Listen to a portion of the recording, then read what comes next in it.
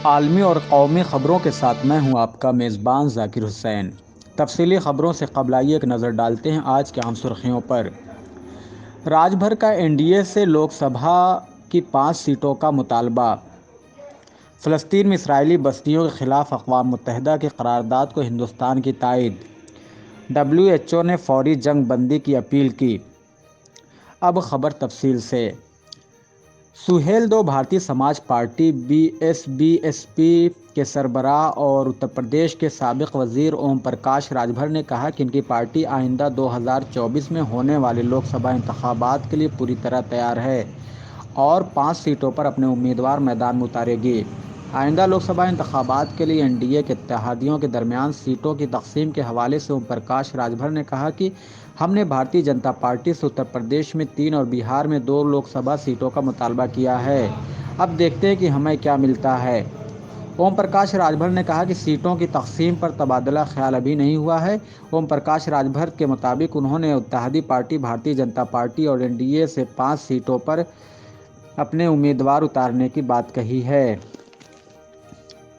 غزہ پر اسرائیلی حملوں کے بیچ ہندوستان نے اقوام متحدہ میں پیش کی گئی اس قرارداد کے حق میں ووٹ دیا ہے جس میں فلسطین کے علاقوں میں اسرائیلی بستیاں بسانے کی مذمت کی گئی ہے۔ مذکورہ قرارداد میں مقبوضہ فلسطینی علاقوں بشمول مشرقی یروشلم اور گولان کی پہاڑیوں پر بسائی گئی اسرائیلی بستیوں کی مذمت کی گئی ہے۔ 18 ملکوں نے قرارداد پر ووٹنگ میں حصہ نہیں لیا جبکہ 7 ممالک نے اس کے خلاف ووٹ دیا۔ فلسطینی سرزمین پر اسرائیلی بستیوں کی تائید کرتے ہوئے اس کے خلاف پیش کی گئی قرارداد کی مخالفت کرنے والے ملک امریکہ، کینیڈا، اسرائیل، مارشل جزائر، نورو اور فیڈرل اسٹیٹ آف مائکرونیشیا ہیں۔ قرارداد میں فلسطینی علاقوں میں اسرائیلی بستیوں کو غیر قانونی قرار دیا گیا ہے۔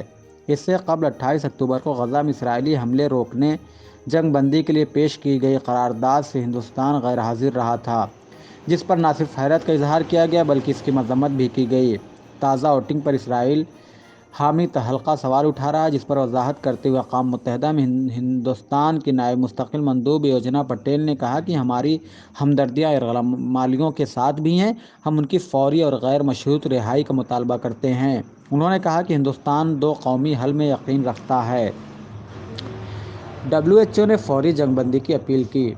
عالمی ادارہ صحت ڈبلیو ایچ او نے غزہ میں اسپتال کی صورتحال کو خوفناک قرار دیتے ہوئے اسرائیل سے فوری جنگ بندی کی مانگ کی ہے۔ اس سلسلے میں سوشل میڈیا سائٹ ایکس پر کیے گئے پوسٹ میں عالمی تنظیم نے کہا ہے کہ ڈبلیو ایچ او طبی عملے کے تحفظ کے لیے فکر مند ہے۔